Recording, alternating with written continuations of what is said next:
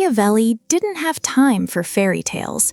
He was a man who saw the gears of power grinding people into dust, and instead of looking away, he took notes.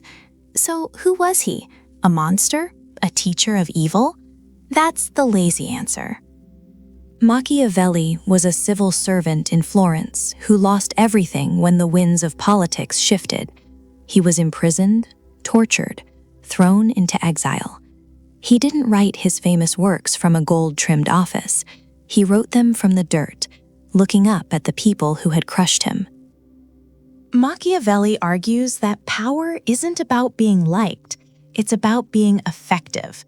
It's about the effectual truth, not the Sunday school version of reality, but the one that actually plays out in the dark rooms where decisions are made.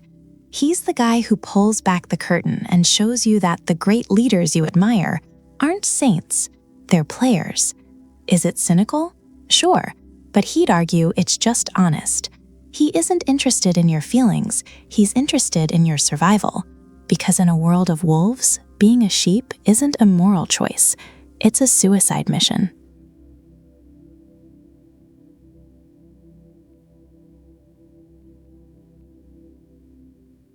Let's get one thing straight.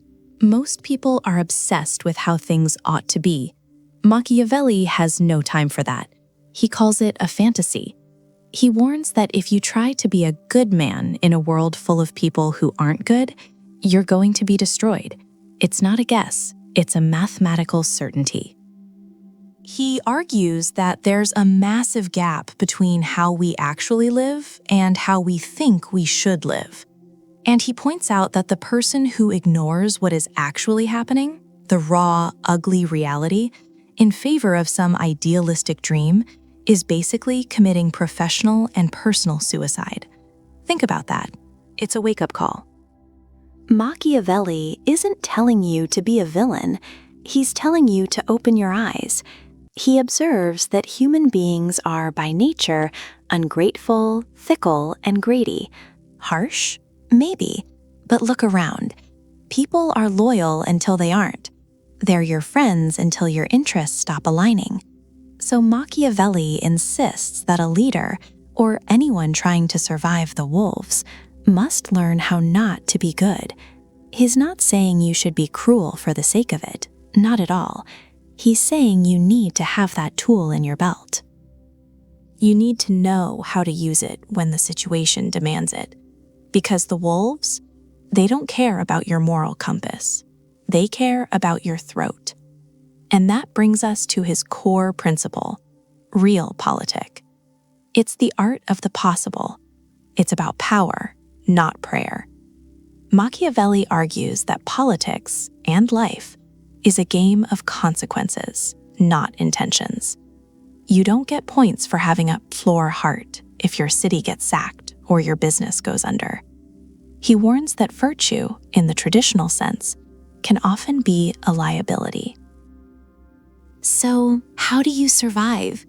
You stop looking at the world through a veil of shoulds. You look at the board as it actually sits. Who has the leverage? Who is scared? Who is hungry? Machiavelli insists that you must be a student of reality. You have to be willing to get your hands dirty, because the wolves are already playing by those rules. Are you going to be the person who complains that the world is unfair? Or are you going to be the person who understands the unfairness and masters it? Machiavelli's answer is clear. You adapt. You observe. You act based on the facts on the ground, not the hopes in your head. But here's the kicker. He isn't being evil. He's being a doctor for a sick society. He argues that a leader who is too good actually causes more suffering because they are too weak to stop the chaos. In his view, a little necessary ruthlessness is actually more compassionate than a weak kindness that lets everything fall apart. It's about survival. And in a world of wolves, the first rule of survival is seeing the wolf for what it is, not what you wish it was.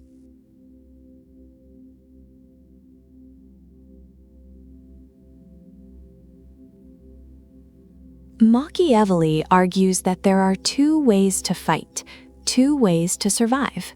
One is by law, the other is by force. The first is natural to men, the second is natural to beasts.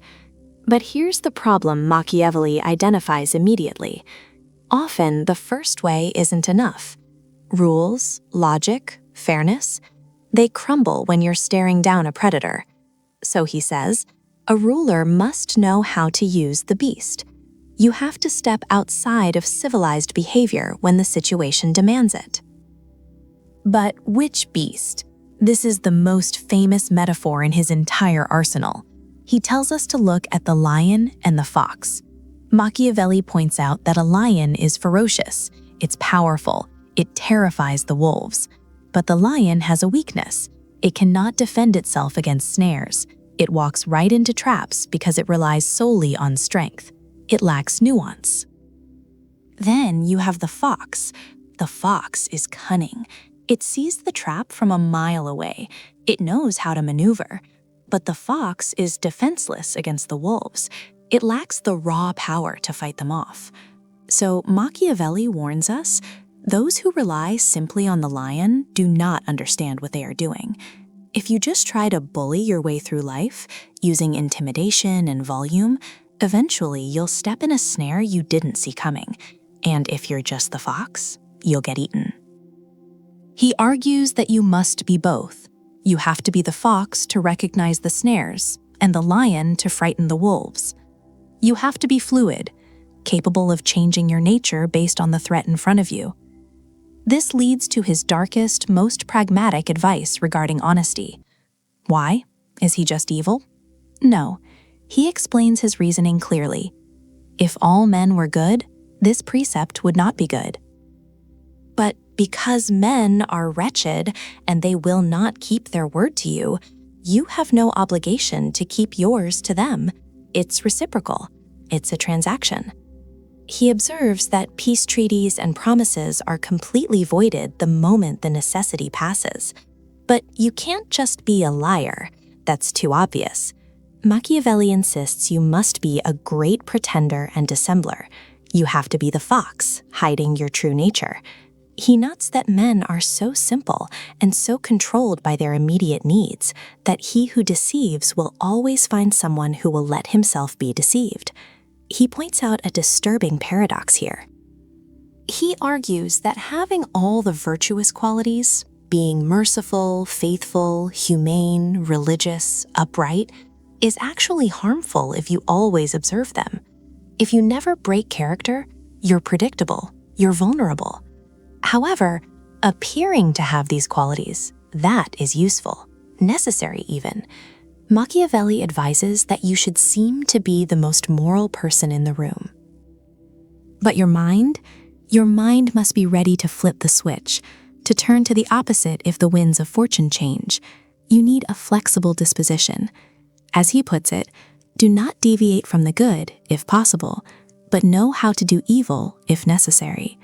So, be the lion to scare the wolves, be the fox to spot the lies, but never let them see the animal underneath the skin.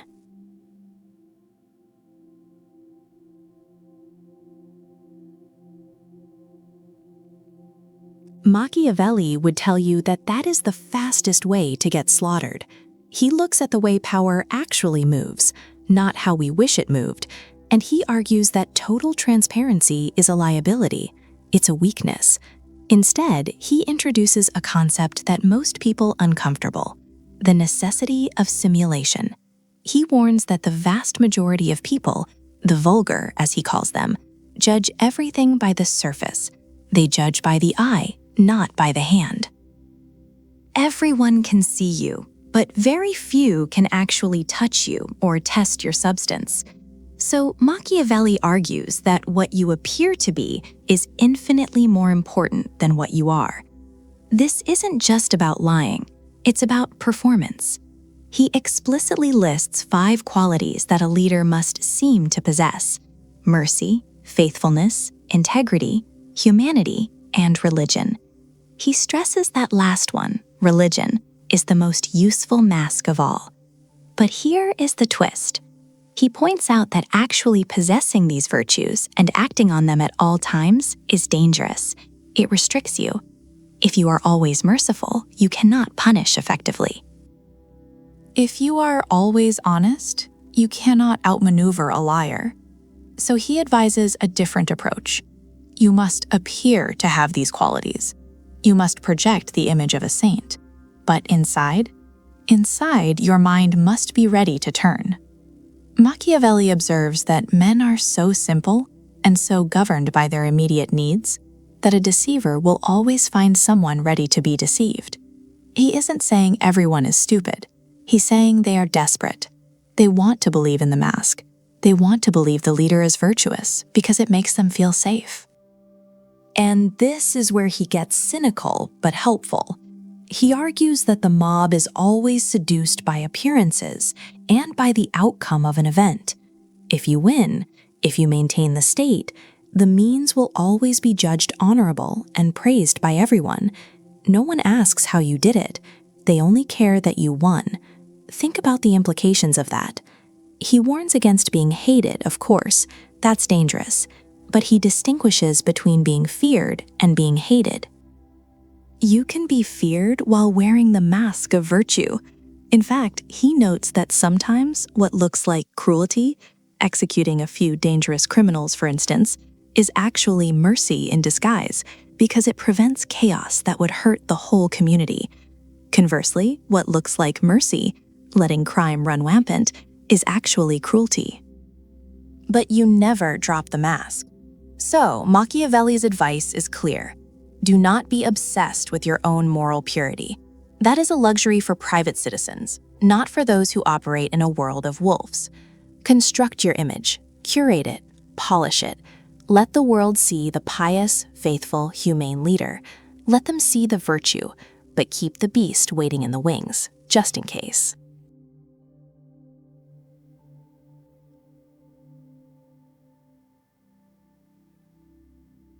Machiavelli looks at the well-intentioned person, the one who believes that honesty, kindness, and playing by the rules will inherently protect them, and he sees a victim in waiting.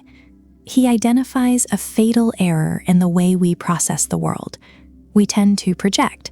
We assume that because we wouldn't stab someone in the back, they won't stab us. We treat the world as we wish it were, not as it actually is. And this, Machiavelli warns, is how you get destroyed. He argues that this kind of projection is a luxury you cannot afford. If you are navigating a world of wolves, you cannot walk around wearing the mindset of a sheep. The wolves will not respect your moral high ground. They'll just see an easy meal.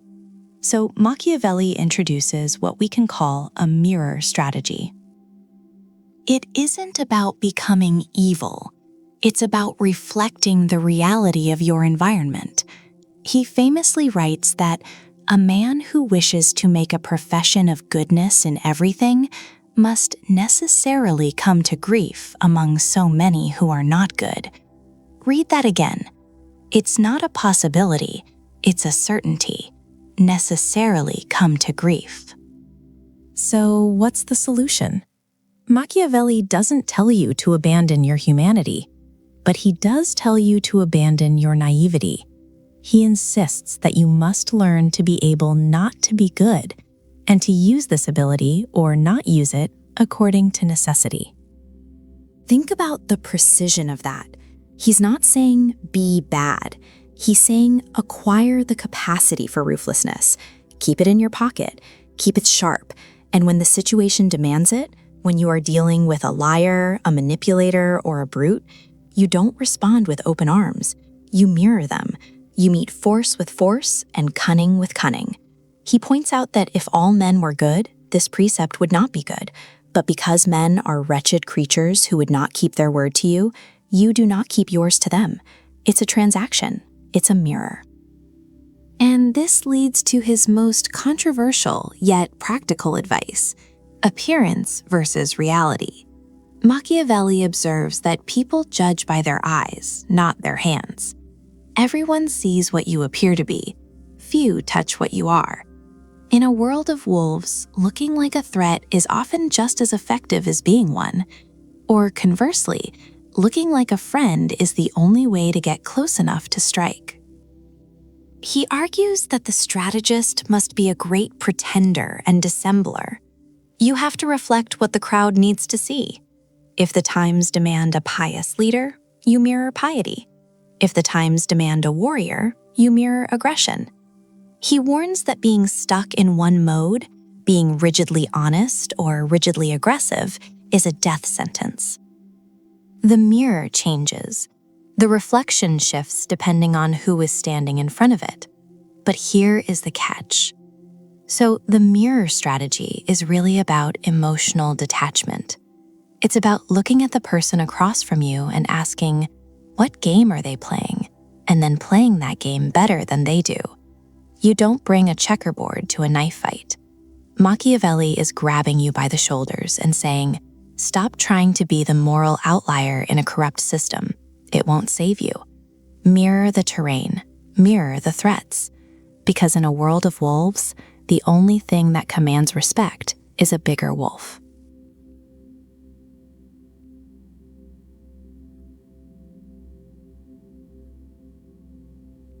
Machiavelli doesn't care about nice. He cares about survival. He looks at this dilemma and says, ideally, you want both. In a perfect world, you'd be the benevolent leader who is also terrifying to cross. But he warns us immediately. That's a fantasy. It's almost impossible to balance those two things perfectly. The natures of love and fear just don't mix well in the real world. So he forces a choice. If you have to pick one, if you have to drop one to survive, Machiavelli argues you must choose fear. Drop the love, keep the fear. Now, that sounds cold, maybe even sociopathic, but listen to his reasoning. It's not about being cruelty for the sake of cruelty. It's about the reliability of human nature, or rather, the unreliability of it. Machiavelli points out a hard, ugly truth about people. He says men are generally ungrateful, fickle, simulators, and deceivers. They're cowards in the face of danger and greedy for gain. When things are going well, when you're winning and handing out favors, he says they're all yours. They'll offer you their blood, their property, even their children. They love you when they don't need to sacrifice anything. But the moment you actually need them, the moment the wolves are at the door, they turn, they vanish. This is why relying on love is a death sentence.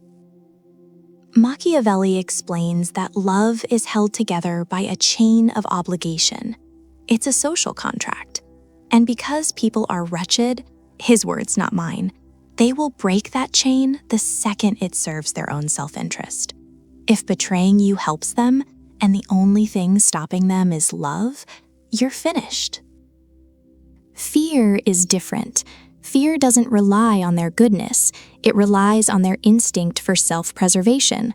Machiavelli writes that fear is held by a dread of punishment that never abandons you. It's constant. It's visceral. You can't just decide not to be afraid, the way you can decide to stop loving someone. And there's another layer here, a strategic one. Machiavelli notes that a wise prince relies on what he controls, not what others control. Love? That depends on the people. They choose to love you. They can wake up tomorrow and choose not to. If you rely on love, you're handing them the keys to your survival. Fear? Fear depends on you. You control the consequences. You hold the sword. By choosing fear, you keep the power in your own hands. But, and this is a massive but, Machiavelli isn't telling you to be a monster. There's a red line he draws, and it's thick. He warns that while you must be feared, you must avoid being hated. So, how do you thread that needle? How do you stay feared but not hated? Machiavelli is incredibly specific here. He says, keep your hands off their property and their women. He delivers one of his most cynical yet accurate observations on human psychology right here. He says, a man will forget the death of his father sooner than the loss of his patrimony. You can execute a man for treason, and his family might eventually get over it. But take their land, tax them into poverty, steal their inheritance, they will never, ever forgive you. So the strategy is clear. Be terrifying when necessary. Execute justice swiftly. Let them know you are not to be trifled with. But don't be a bandit. Don't be a predator. Establish authority, not resentment. Because in a world of wolves, looking like a sheep gets you eaten, but acting like a rabid dog gets you put down. You have to be the disciplined, dangerous force that everyone respects and fears just enough to stay in line.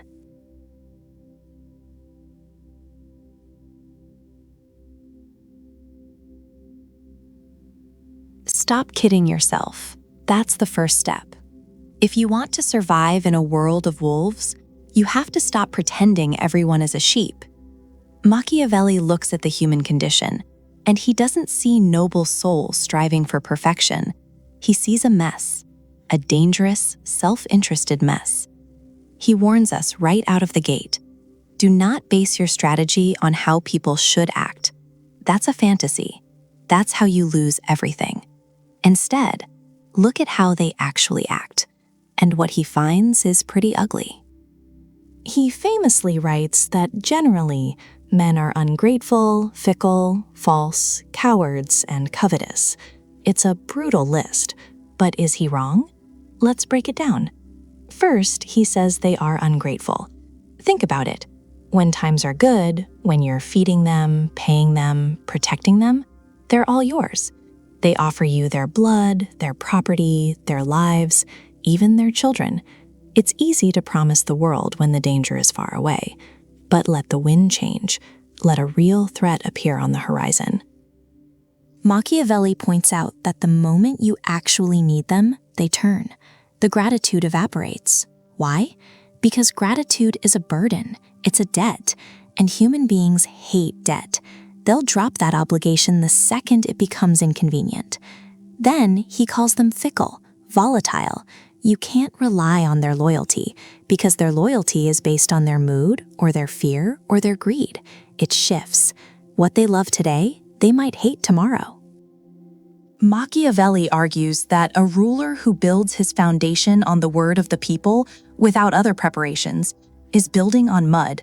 He's going to crash, professional liars. Machiavelli observes that men are so simple, so obedient to their present needs, that a deceiver will always find someone ready to be deceived. People want to believe the lie. It's easier, so they wear masks. They smile to your face while sharpening a knife behind their back. He warns that if you take people at face value, if you trust that smile, you're finished. So what do you do with this? Machiavelli isn't saying you should hate everyone. He's saying you need to be clinically detached. You have to understand the mechanism. This is where he drops one of his hardest truths. He says that love is held by a chain of obligation. And because men are wretched, that chain is broken at every opportunity for their own self-interest.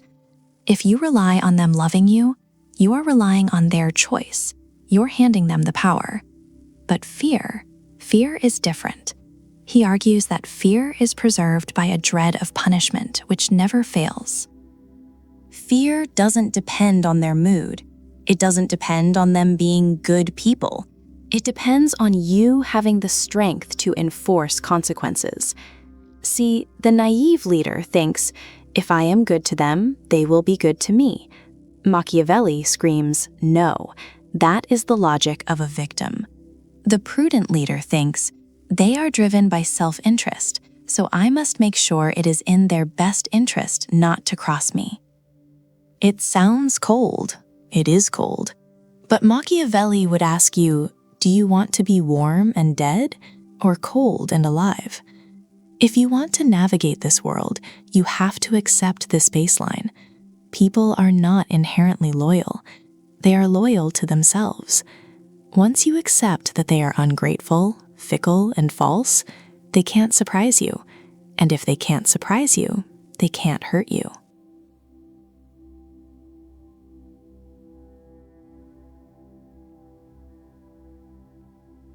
Machiavelli says something special here, a hard truth most people are too scared to touch. He basically says virtue is a trap. Well, actual virtue is, but the appearance of virtue, that's a weapon. He looks at the world, this world of wolves, and he realizes something fundamental about human nature. We are obsessed with surfaces. We judge with our eyes, not our hands. We see the parade, the crown, the robes. We don't feel the dagger hidden underneath. So Machiavelli argues that for a leader, being good is actually dangerous. If you're always honest, always keeping your word, always showing mercy, you're going to get slaughtered. Why? Because men are wretched. They're liars, they're deceivers. If you play by the rules of Sunday school while they're playing by the rules of the jungle, you're finished. But here's the twist. You can't look like a monster. He warns that while you don't have to have all the good qualities, mercy, faith, integrity, humanity, religion, you absolutely must seem to have them. In fact, he says it's better to seem to have them and not have them than to have them and observe them strictly. Think about that. It's cynical, it's cold, but is it wrong? He points out that the mob, the general public, they are seduced by the result and by the appearance of things. If you win, if you survive, the means you used will always be judged honorable. Everyone will praise you, because the vulgar crowd is always taken in by what they see, and the world, it's mostly made up of the vulgar crowd. There are few people who actually see what you are, the few who get close enough to touch the reality. But Machiavelli says those few don't matter. They won't dare oppose the opinion of the many who have the majesty of the state backing them up, so the illusion becomes the reality. He's telling you to be a master of simulation, a shapeshifter. He uses the example of Alexander VI, a pope. Machiavelli says this man never did anything but deceive. He never thought of anything else, but he always found people to trick. Why? Because he knew this aspect of the world perfectly. He knew people want to be deceived. They crave the beautiful lie over the ugly truth. But there's a balance. You can't just be a fake. You have to be a fake with a purpose. Machiavelli insists that your mind must be ready to turn. You need to be capable of pivoting. If the wind changes, if fortune turns against you, you have to be able to drop the good guy act instantly and do the necessary evil. But, and this is key, you keep the mask on while you do it. You speak of peace while you prepare for war. You preach generosity while you hoard resources for the crisis. Mystery is power. Distance is power. He's not telling you to be a compulsive liar for the fun of it. He's saying that truth is a resource. You don't squander it. You ration it. You curate the image. You construct a version of yourself that the people can believe in, even if that version doesn't exist. Because in the end, people don't want a human leader. They want a symbol. They want a savior. And saviors don't have doubts or flaws or moments of weakness, at least not ones they let the public see. So the illusion isn't just a trick, it's a duty. It's how you keep the wolves at bay.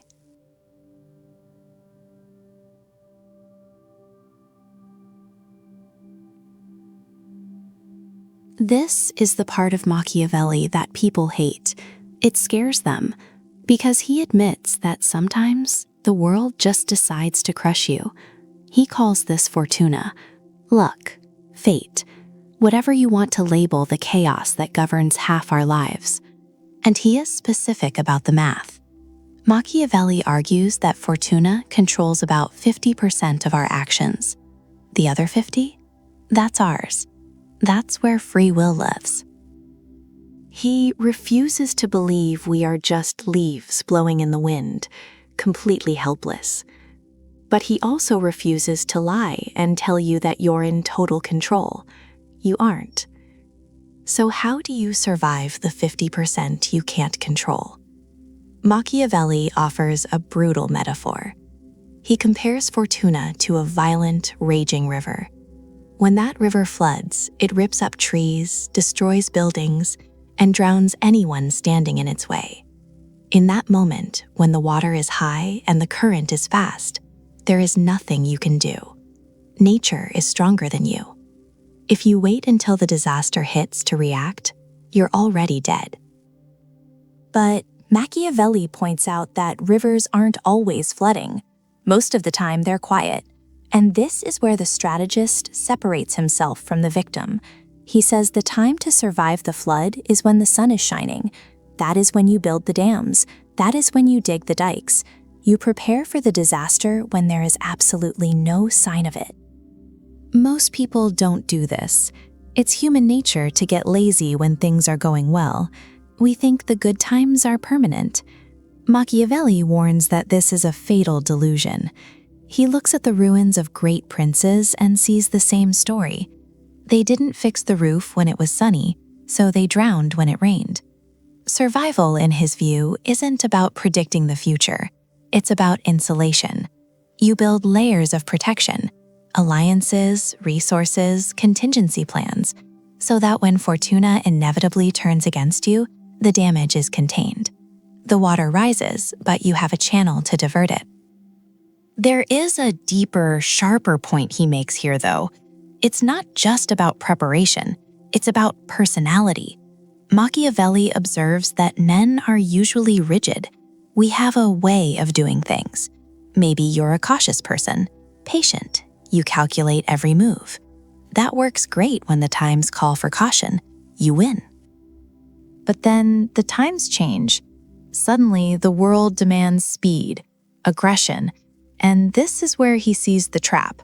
The cautious man cannot become aggressive. He doesn't know how. He keeps being cautious because it worked before, but now it destroys him. Ultimately, though, if he has to choose, Machiavelli bets on the bold. He famously and controversially says Fortuna is like a woman who prefers young, aggressive men. He's saying that hesitation is usually more dangerous than action.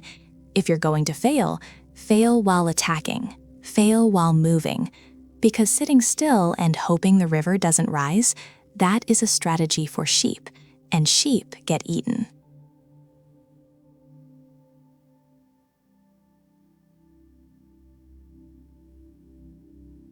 You have to look at Girolamo Savonarola. This guy is pivotal. He's the perfect case study for everything Machiavelli warns us against. Not because Savonarola was evil. No, quite the opposite.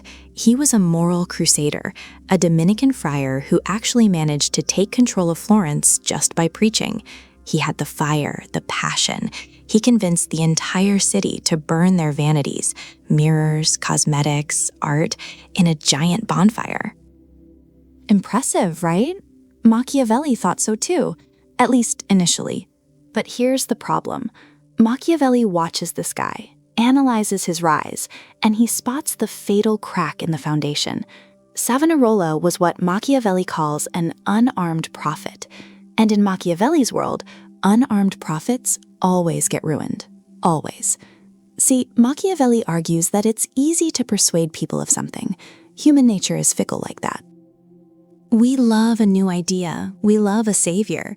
We get swept up in the emotion of the moment.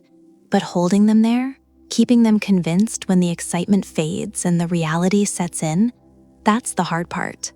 Machiavelli points out that the temper of the multitude is unstable. They'll love you one minute, and they'll want to ang you the next. So, what happens when they stop believing? That was Savonarola's mistake. He didn't have a plan B. He relied entirely on the people's faith. He thought moral authority was enough to govern a state. Machiavelli looks at this and shakes his head. He warns that you need to be in a position where, when they no longer believe of their own accord, you can make them believe by force. It sounds harsh. It sounds tyrannical. But look at the logic. Machiavelli compares Savonarola to the heavy hitters of history: Moses, Cyrus, Romulus, Theseus. These guys were prophets too, in a way. They introduced new orders, new laws, but they were armed. They had the sword behind the word. When the Israelites started grumbling against Moses, he didn't just pray harder, he acted. He had the means to enforce his will. Savonarola didn't. So when the mood in Florence shifted, and it always shifts, he was defenseless. The Pope excommunicated him, the people got tired of the austerity, and the political winds changed. Without an army, without loyal guards, without any mechanism of force, he was just a man in a robe standing against a mob, and they burned him at the stake in the very same square where he'd held his bonfires. Machiavelli doesn't tell this story to mock Savonarola's religion. He's not being anti-religious here. He's being a realist about power. He argues that good intentions without the physical power to back them up are suicide. You cannot build a stable system on something as volatile as public opinion. Savonarola thought he could live in a world of wolves just by being a good shepherd. Machiavelli points out the tragedy of that thinking. A shepherd without a staff, without a dog, without a way to fight off the wolves, he doesn't just lose the flock, he gets eaten.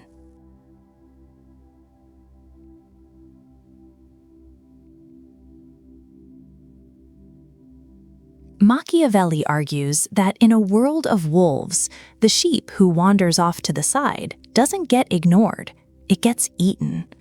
Let's look at the logic here. It's brutal, but it's sound. Machiavelli breaks it down in The Prince with terrifying clarity. He paints a picture. Two powerful neighbors go to war.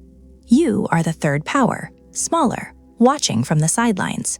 You have a choice: jump in or stay out. Most people stay out. They think, if I pick a side, I might lose. But if I stay neutral, I lose nothing. But Machiavelli points out the flaw, the fatal flaw. He says, look at the outcome. Eventually, one of those two giants is going to win. And when they do, how do they look at you, the guy who stood by and watched? Do they see a friend? No, they see a coward. They see someone who wasn't there when it mattered. Machiavelli warns that the victor has no use for a doubtful friend. They don't want an ally who flinches at the sight of blood. So now you're at the mercy of the winner, and they have no reason to show you any. You're just available resources. And the loser? The one who got beaten? They hate you even more, because you could have helped. You could have tipped the scales, but you didn't. So they won't shelter you. They won't open their doors to you. So Machiavelli argues, by trying to make zero enemies, you've managed to make two. You are the prey for the winner and a traitor to the loser. It's a lose-lose. He actually calls indecision the hallmark of weak leaders. He says that princes who are afraid of immediate danger usually follow the neutral path, and they usually get ruined. Because here's the thing about conflict, it clarifies things, it forces commitment. Machiavelli suggests that it is always, always better to declare yourself and wage war, even if you pick the losing side. Sounds crazy, right? Why would you want to be on the losing team? But follow his thread here. If you join the loser, sure, you take a hit, but you build a bond. You become companions in misfortune. Machiavelli points out that you establish an obligation. If that loser ever rises again, and fortunes always change, you have a staunch ally. You aren't alone. But if you stay neutral, you are completely isolated. And in Machiavelli's world, isolation is the only thing more dangerous than war. So the next time you feel that urge to step back, to say, I'm not getting involved, check yourself. Machiavelli would tell you that you're not being safe. You're just making yourself an easy meal for whoever survives the fight. Pick a side. Win or lose, at least you're in the game.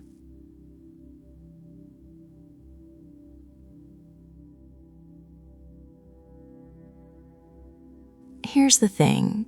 Power is messy. It's dirty. Machiavelli knew this better than anyone. He looks at the world and sees a trap. a trap for anyone trying to lead or just survive among wolves. The trap is this: sometimes to restore order, to fix a mess, you have to be harsh. You have to make decisions that hurt people, cut costs, enforce rules, punish the unruly. But here's the problem. Machiavelli warns that if you are the face of that pain, the wolves will turn on you. They will hate you. And hatred, he tells us, is the one thing a leader cannot survive. Fear? Fear is good. Fear keeps them in line. But hatred? Hatred gets you killed. So, how do you do the dirty work without getting your hands permanently stained?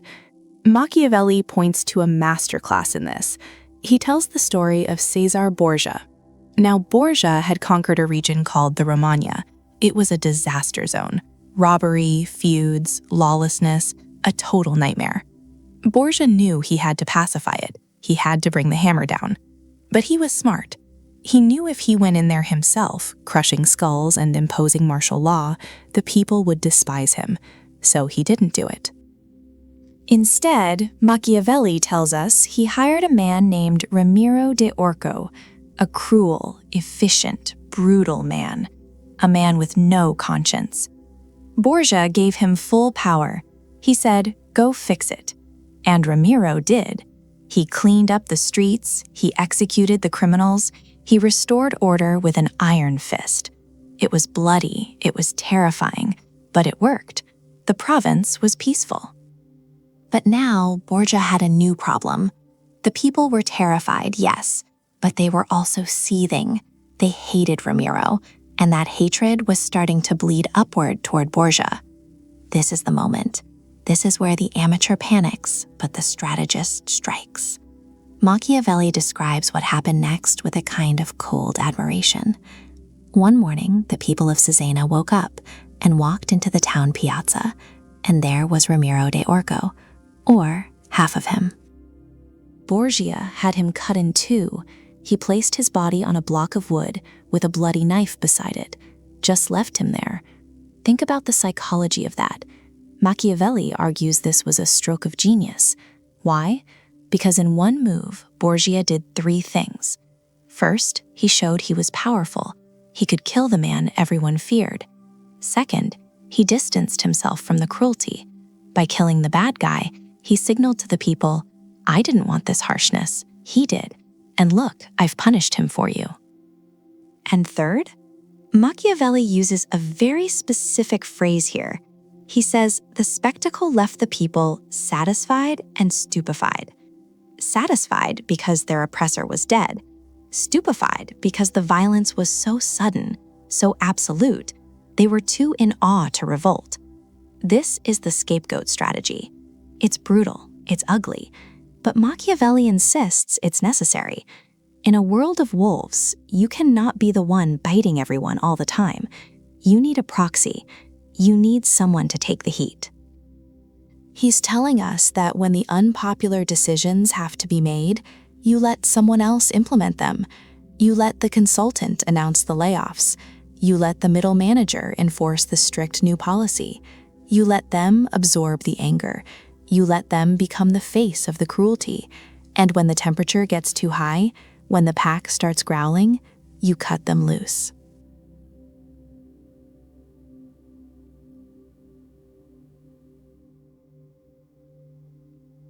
Machiavelli argues that if you try to live your life, especially as a leader, modeled after some utopian ideal of how people should act, rather than how they actually act, you aren't just being naive, you are engineering your own destruction.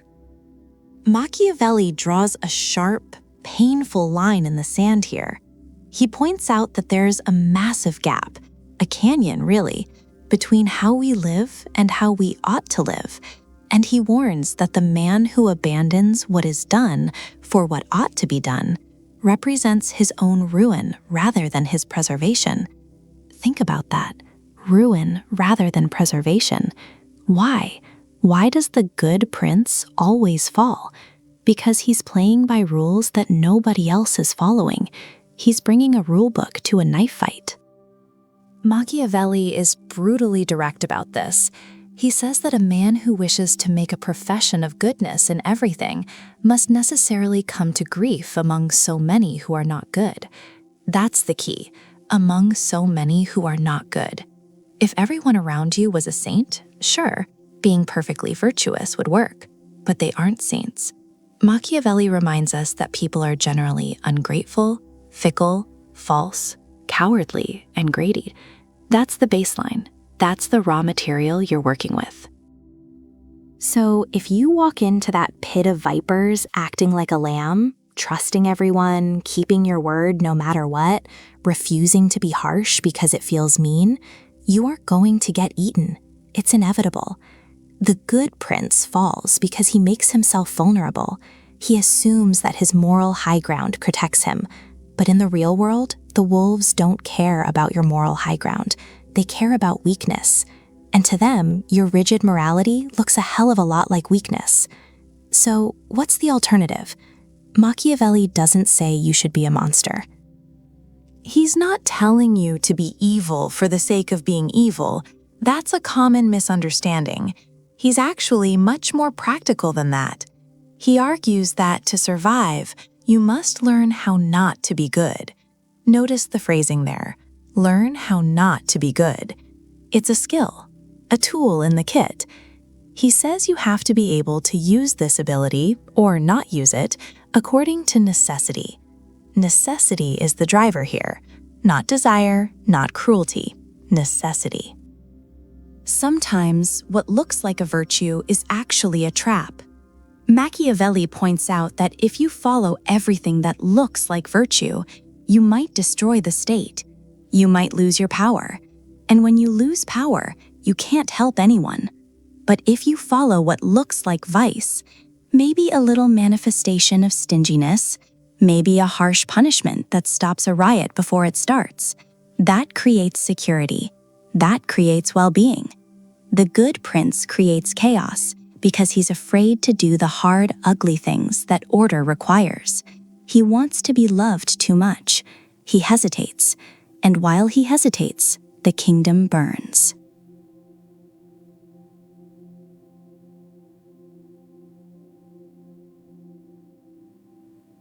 Here's where people get uncomfortable. We want to believe that if you're a good person, people will see it and reward you. Machiavelli, he looks at that idea and laughs.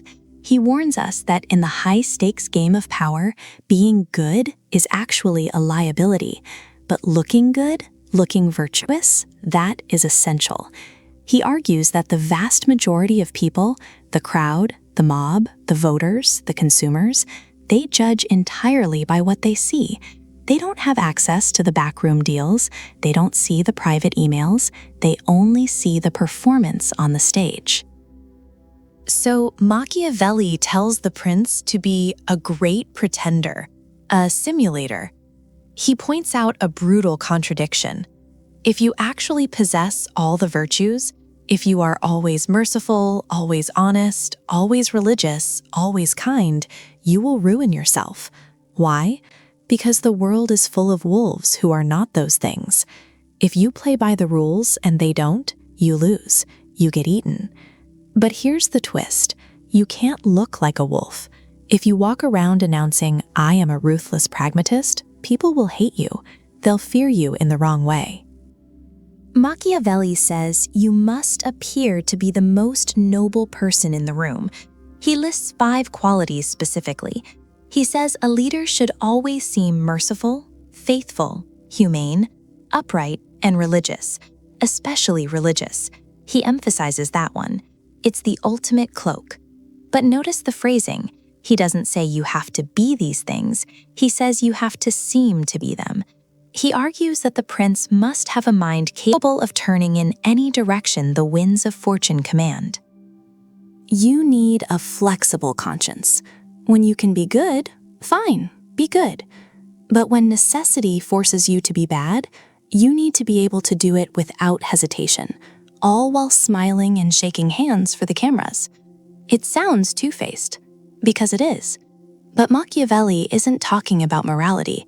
He's talking about survival. He breaks down the psychology of the crowd. This is probably his sharpest insight. He says, everyone sees what you appear to be. Few experience what you really are. Think about that. Everyone sees what you appear to be. The thousands in the plaza, they see the robes, the crown, the waving hand. They hear the carefully written speech. Only the 3 or 4 people standing right next to the prince know he's actually plotting a purge. And Machiavelli warns that those few who know the truth, they dare not oppose the opinion of the many. The majesty of the state protects the deception. If the crowd believes the leader is a saint, the one guy who knows the leader is a sinner can't say a word.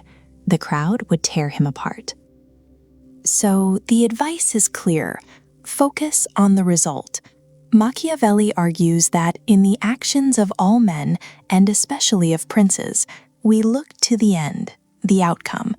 If you win, if you maintain the state, if you keep order, if the economy is good, the means will always be judged honorable and praised by everyone.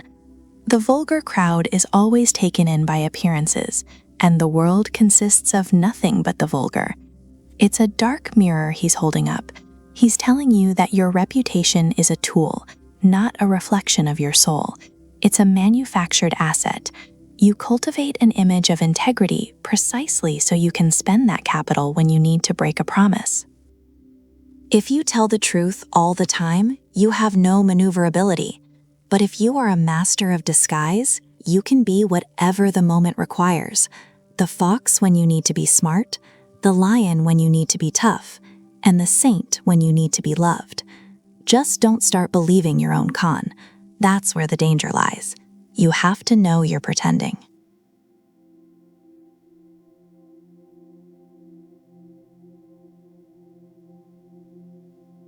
Machiavelli says that there is a massive difference between being feared and being hated. Fear is useful. It keeps people in line. It keeps the wolves at bay. But hatred is a death sentence. Machiavelli warns that being hated is the one thing a leader or anyone trying to survive cannot afford. Why? Because fear makes people cautious. They worry about consequences. But hatred makes them reckless. When people hate you, they lose that instinct for self-preservation. They don't care if they go down, as long as they take you with them. He points out that hatred is the fuel for conspiracies. A man who fears you will hesitate to stab you in the back. A man who hates you, he's sharpening the knife while you sleep. So how do you avoid this? How do you walk that razor's edge? Machiavelli is brutally specific here. He doesn't give us vague moral platitudes. He gives us a checklist. First, and most importantly, keep your hands off their property. This is Machiavelli at his most cynical, and honestly, his most accurate. He says that men are generally petty. They can forgive a lot of things. Insults? Maybe. Hardship? Sure. But touch their wallet? Take what they believe is theirs? That is unforgivable. He drops one of the most famous and darkest lines in the entire book right here. He writes that men forget the death of their father sooner than the loss of their patrimony. Let that sink in for a second. He's suggesting that a person will get over grief faster than they will get over financial ruin caused by you. It's ugly. It's uncomfortable to hear. But look at history. Look at the world today. Is he wrong? Machiavelli argues that the quickest way to breed hatred is to be rapacious, to be seen as a predator who steals from his own subjects. If you want to survive, you cannot be a thief. But it's not just about money. He also warns against being seen as weak, fickle, or irresolute. See, hatred doesn't just come from cruelty. It comes from contempt. Machiavelli observes that a leader who changes his mind every 5 minutes, who is cowardly, or who can't make a hard decision, invites scorn. And scorn is just hatred's quiet cousin. If people think you are soft, they will try to eat you. It's that simple. So he advises that you must build a reputation for greatness, courage, and gravity. When you make a decision, it has to be final. No waffling, no backtracking. You want people to look at you and think, okay, I might not like him, but I'm not gonna mess with him. That is the sweet spot.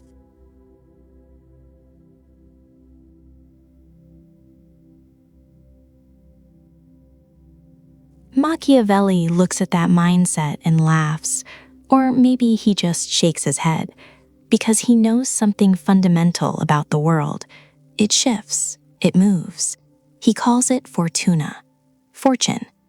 But don't think of it like winning the lottery. He describes fortune as a violent, rushing river. When it floods, it tears down trees, destroys buildings, and washes away the earth. Everyone runs from it. Everyone yields. So what do? Just give up? No. Machiavelli argues that while you can't control the river, you can prepare for it. He points out that when the weather is calm, when things are going well, that is exactly when you should be building dikes and dams. You dig canals, you prepare. That way, when the flood comes, and it always comes, the water is channeled, it's controlled, it doesn't destroy you. But that's just the preparation. The real danger, the one Machiavelli obsesses over, is rigidity. See, he notices a fatal flaw in human nature. We get comfortable. Let's say you're a cautious person. You take your time, you measure your risks, and for years this makes you rich and successful. You win. So your brain learns caution equals success. But then the times change. The world speeds up, the wolves get faster. Suddenly, the situation demands instant, aggressive action. But you're the cautious guy. You can't help it. It's in your nature. So you hesitate. You measure the risk. And while you're thinking, you get eaten. Machiavelli warns that this is how princes fall. He argues that men are ruined because they cannot change their mode of procedure when the times demand it. We are stuck in our ways. The cautious man cannot become impetuous. The aggressive man cannot learn patience. He gives the example of Pope Julius II, a man who acted with total ferocity, impetuous. He just charged in.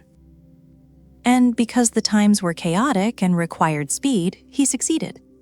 Machiavelli notes that if Julius had lived longer and the times had changed to require caution, he would have been ruined, because he wouldn't have been able to change. This is the brutal truth. Success isn't about having the best personality, it's about having the right personality for the moment.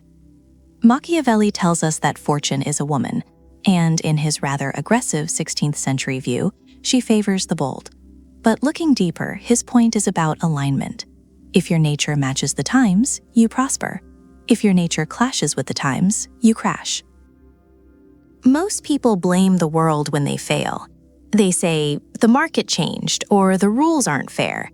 Machiavelli has no patience for that. He points out that the world owes you nothing. It doesn't care about your consistency. So to survive among wolves, you can't just be a lion. Sometimes you have to be a fox, and sometimes you have to play dead.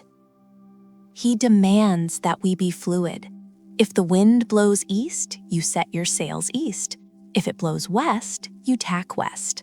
It sounds simple, right? It's not. It is incredibly hard to act against your own nature. To be aggressive when you feel scared, to be patient when you want to scream. But Machiavelli is clear on the alternative. If you rely on luck, or if you rely on a single strategy that worked 10 years ago, you are already dead. You just haven't fallen over yet. You have to treat your own personality like a tool. Pick it up when it's useful, put it down when it's not. Adapt or perish.